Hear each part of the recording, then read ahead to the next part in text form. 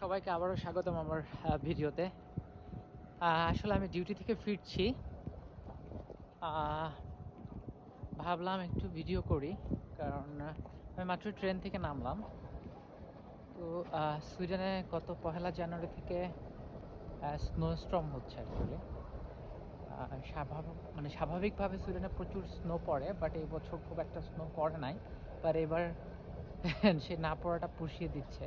প্রচণ্ড স্নোস্টর্ম হচ্ছে সারাদিন থেকে। আমি জানি না আপনারা ভিডিওতে দেখতে পাচ্ছেন। এখন কিন্তু